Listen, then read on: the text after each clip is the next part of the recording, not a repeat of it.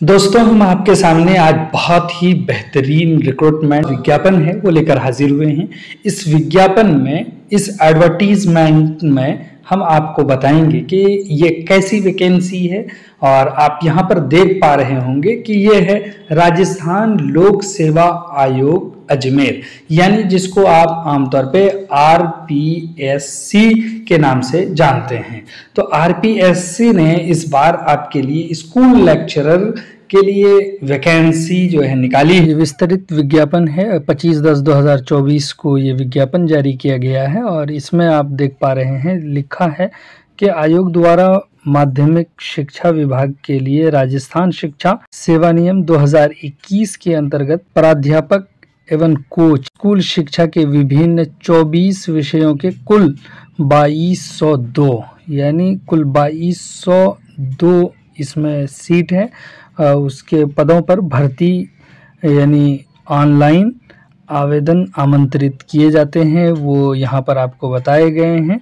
पद अस्थाई एवं विभाग से प्राप्त कुल रिक्त पदों, यानी ये कहा जा रहा है कि पदों की कमी या वृद्धि की जा सकती है। जो अभी आपको 2202 पद दिए गए हैं, इसमें भी बढ़ाए भी जा सकते हैं और घटाए भी जा सकते हैं। रही बात कि एग्ज़ाम कब होगा, एग्ज़ाम के डेट अभी फिक्स नहीं किए गए हैं, लेकिन इतनी बात आपको अब ये जान लेनी चाहिए कि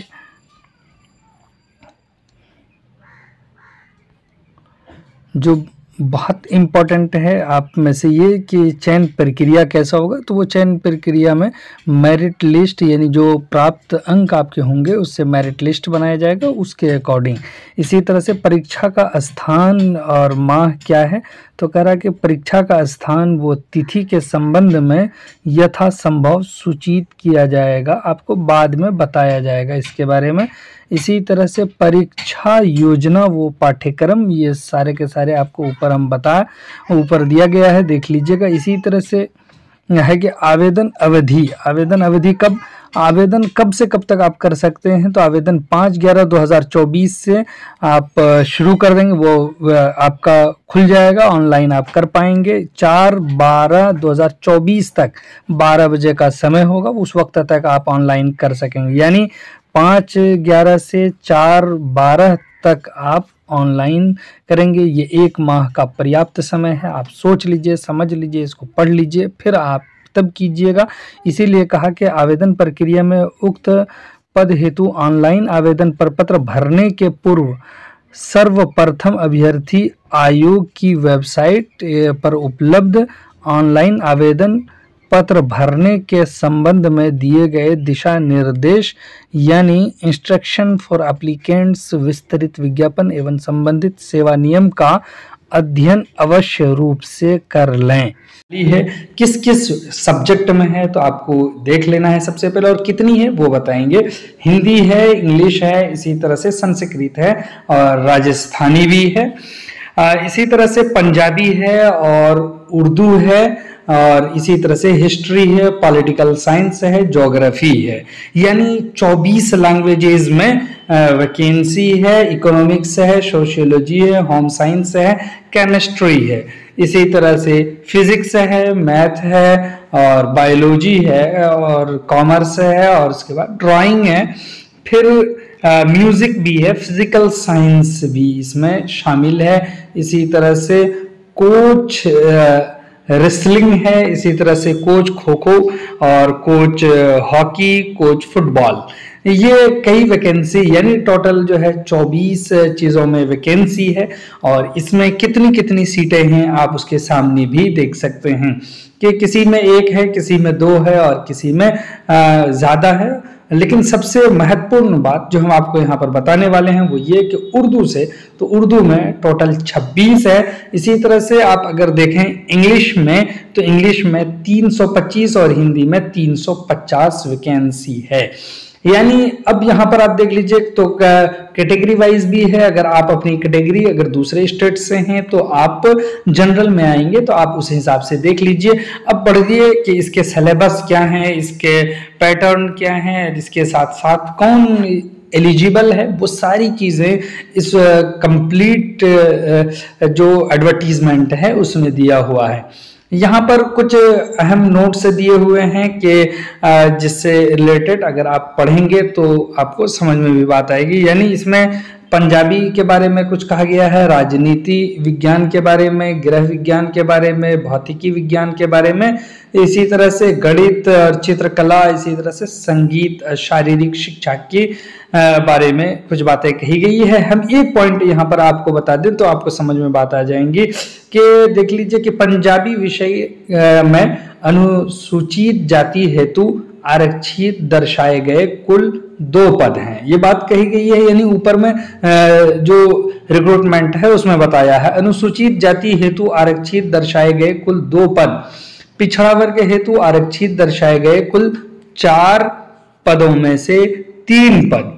देख लीजिए 4 पदों में से 3 पद एवं अति पिछड़ा वर्ग के हेतु आरक्षित दर्शाए गए कुल 2 पदों में से 1 पद वर्ष 2022 की भर्ती के बैकलॉग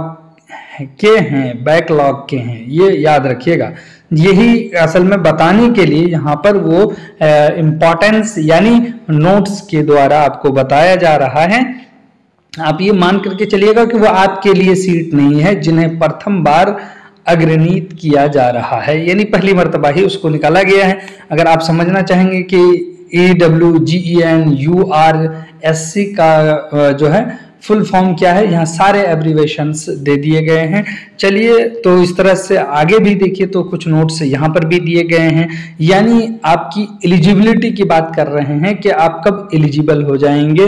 अनिवार्य शैक्षणिक योग्यताएं यहाँ पर दिया है, तो आप देख लीजिए कि कई पॉइंट्स यहाँ पर दिए हुए हैं। नंबर 1 में दिया गया है कि उपयुक्त पद कर्म संख्या यानी 1 से 11 तक एवं 13 से 15 तक के लिए दे, यानी क्या क्या है तो उसके लिए यहाँ पर दिया है कि post graduate of equivalent examination recognized by UGC in the relevant subject with degree और diploma in education recognized by the national council of teacher education यानी गवर्नमेंट। ये इस तरह से उसके रूल्स यानी आपकी एलिजिबिलिटी को बता रहे हैं कि आपकी शैक्षणिक यानी एजुकेशन क्वालिफिकेशन आपकी क्या होनी चाहिए उसके बारे में बताया है।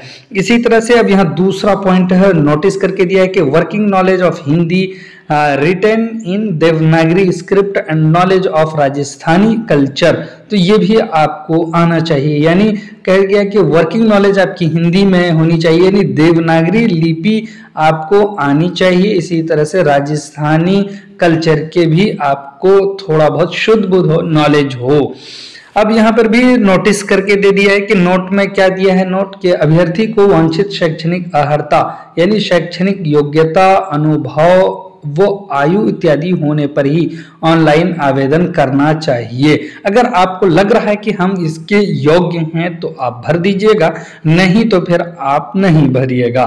इसी तरह से ग्रेड पे क्या होगा, सैलरी वैलरी, ये सारी चीजें यहाँ पर आपको बता दी गई हैं। आप डाउनलोड कर लीजिएगा क्रोम में जाकर के, उसकी RPSC वेबसाइट पर, वहां पर मिल जाएगा।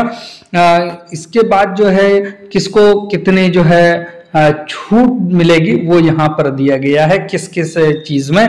तो इसके बाद आप अगर आगे बढ़ेंगे तो वहां पर भी आपको सब्जेक्ट के बारे में बताया गया है कि आपको तैयारी कैसे करनी है, क्या क्या पेपर होंगे, किस तरह से। तो यहाँ पर आप देख लीजिए लिखा है कि scheme and syllabus of competitive exam for the post of school lecture के पोस्ट के लिए आपकी तैयारी बहुत ही महत्वपूर्ण है। कैसी तैयारी आपको करनी है उसके बारे में यहाँ पर बताया गया है। तो आप इस तरह से ध्यान देंगे कि आप सिलेबस देख लीजिए कि पेपर 1 जनरल स्टडीज से रिलेटेड है, ड्यूरेशन 1 घंटा 30 मिनट आपको दिया जाएगा। तो आपको history of Rajasthan and Indian history with special emphasis on Indian national movement।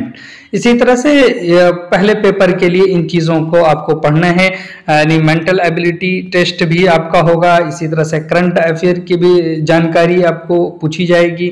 General science, Indian polity, geography of Rajasthan, इसी तरह से education psychology, education management, education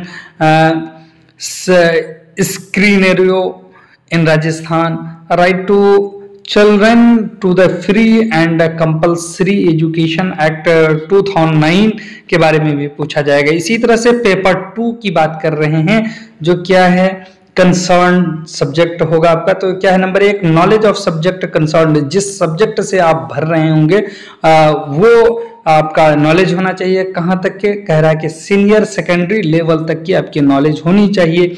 इसी तरह से knowledge of subject concern graduation level तक होनी चाहिए। इसी तरह से knowledge of subject concern post graduation level तक। इसी तरह से pedagogy, teaching learning material, use of computers and information technology in teaching learning, इसके लिए जो है किस तरह से आप कंप्यूटर ये सब का यूज कर सकते हैं उसके बारे में आपके नॉलेज होनी चाहिए। Scheme and syllabus of competitive examination for the post of coach. अब यहाँ पर कोच की बात कर रहे हैं, यानी ये फिजिकल टीचरों के लिए, फिजिकल कोच के लिए यहाँ से उनके क्या क्या क्राइटेरिया होंगे उसके लिए बताया गया है। अगर आप उसके लिए भरना चाह रहे हैं तो आप ये पढ़िए, आपके लिए ही ये दिया गया है।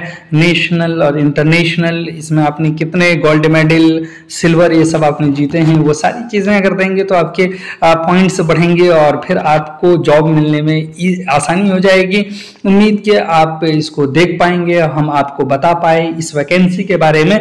चलिए हम ऐसी ही वैकेंसीज के बारे में आपको बताते रहेंगे। अगर आप हमारे चैनल पर नए हैं तो इसको लाइक कीजिए, शेयर कीजिए और प्लीज दूसरों तक इसे फॉरवर्ड जरूर कीजिए।